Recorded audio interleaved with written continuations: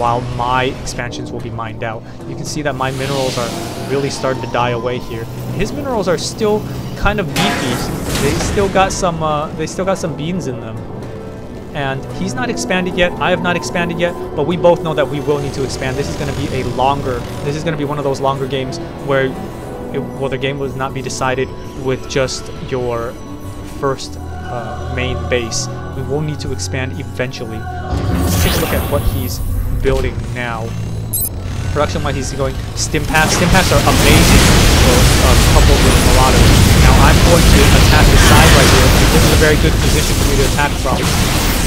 He almost loses that ghost. I really needed him to lose that ghost. He's got 140 something energy. If he lost that ghost, it would have been disastrous for him. Now I'm pushing up. He's buying time. He's letting me attack his buildings, which is fine. I'm not in a very good position to attack his units anyway. He's buying time now, and I'm pushing in before he reinforce his troops anymore. And I'm going to... He's focusing on my Colossus. That's a good idea, because my Colossus does a lot of damage.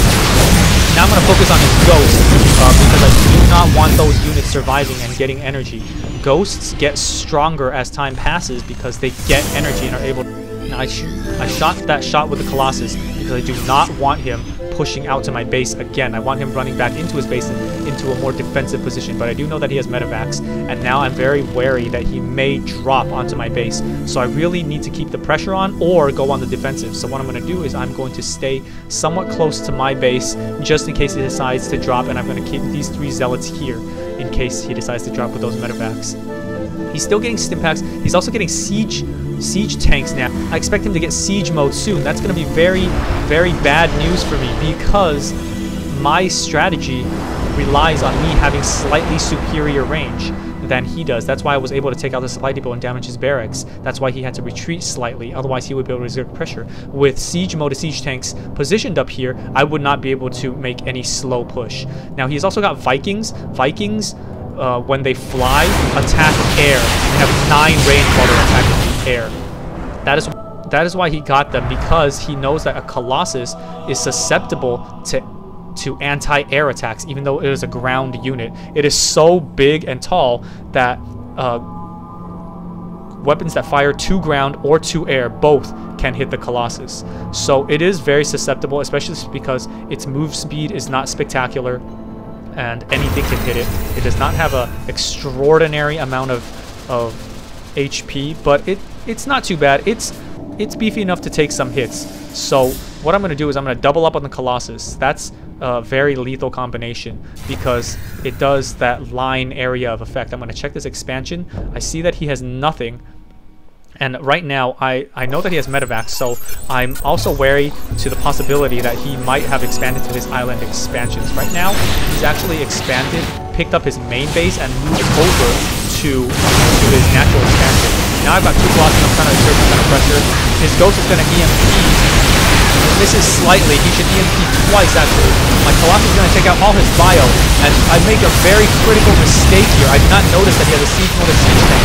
This could have been very devastating for him if I had attacked the siege tank. Instead, I attacked that Viking, losing critical seconds where I could have been attacking that siege tank. Now I'm down to only 2 stalkers. They don't have blink, and his SCV is going to take me out. His new siege tank came out and took out my stalker. Siege tanks are very, very good against, especially when the stalker shields are down. He's still got 2 medevacs, but I know now that he has no army. We basically traded our armies against each other.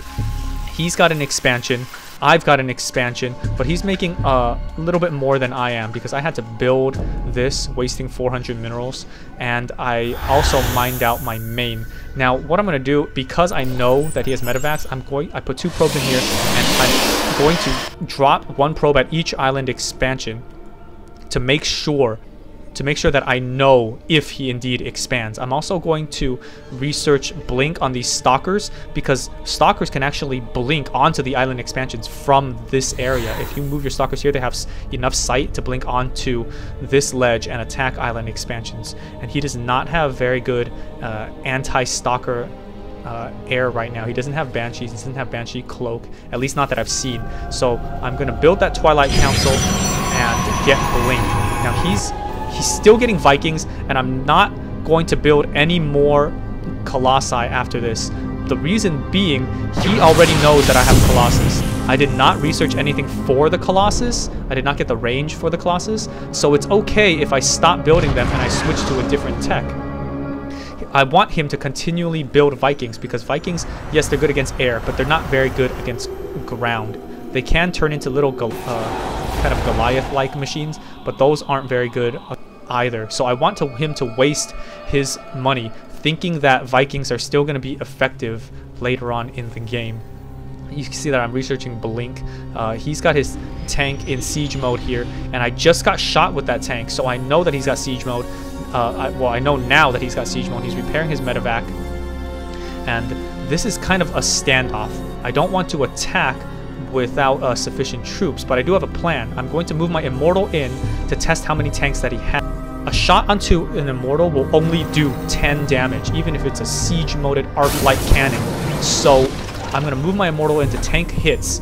Meanwhile, I'm going to move my Colossus in to get a vision on the top of this cliff. Then, once I have Blink, I'm going to blink all my Stalkers on top of those tanks and destroy them. That is my plan. But he does have Ghosts, so it's going to be difficult. Luckily, Ghosts cannot stop you from blinking. He's still got more Vikings. He's got 2 tanks. Right now, I'm going to test how many tanks... I'm going to test how many tanks he has before I attack. So I've expanded in the island expansion, and I've dropped my probe in the other island expansion. I know that he doesn't have anything. And I know that he has 2 tanks based on the shields that I have left on my Immortal, 60. So I took 2 salvos of 2 hits each. He only has 2 tanks. If I attack now, I know that he won't have enough to defend. What I don't know is that he's got a ton of Marauders and a ton of Marauders up here protecting those tanks. And in my haste, I screw up the attack. I'm moving the Immortal, I'm moving the Stalkers, but I forget to move in the Colossus. So I don't have vision to blink up. I finally get vision. I blink up in the wrong position, away from the tank. The tanks are firing on my Stalkers, but it's too late. Those Marauders and tanks wipe out my entire army, and I don't think he lost anything in that assault. And he must be feeling pretty good about himself right now. He must be feeling very confident about the way this game is going, because I have nothing. Now, I did not take... I did take countermeasures in case my attack failed. I did build a Dark Shrine to get Dark Templar, and I did put a War Prism in the back of his expansion. I know it's his only expansion. I know it's his only source of income, because I have both island expansions, and I've checked everything with this probe, so I know he does not have any expansions elsewhere. The reason I only send in 1 DT instead of all 3 is because I want him to waste his scan on the 1 DT. I want him to waste his scan on the 1 DT, and I think the reason he doesn't do it is because he knows that that's exactly what I have planned to do. He doesn't want to waste it on just 1 DT, so now I'm going to send in a 2nd DT to try to waste as many scans as possible. He could have up to 4 scans, so I will need to waste all 4 scans in order to actually have my DTs work. I will need 5 DTs. Now, in his base, I've dropped a single DT to take out his SCVs while he's preoccupied attacking my base. And right now, I just need to delay it. I've got 2 DTs in his army. Doesn't scan because he probably doesn't have the energy. He finally has the energy to scan, but it's way too late. I've taken out his entire army. He's only got those 3 Vikings left. He needs to drop them right away and shoot those DTs while I can still see them. But it's not going to happen. Those DTs take out the Vikings, and that was a decisive victory. That was the fatality move. It was an incredible comeback from that ridiculous loss I suffered at his hands. When he came with that superior force, I was able to use those DTs confidently because I knew he did not make Ravens. I knew he had no other expansions. I knew that I had taken out all his SCVs with my 1 DT I dropped in behind, and I knew that he only had 1 command center because he had lifted it and moved it over to his base. And so he would not have too many scans available. That is the reason why I won with DTs. Otherwise, if you use DTs incorrectly, he will kill all your DTs. They're expensive units. He'll kill all your... and then he'll rape your base. Hopefully that was an informative video. Thank you for watching.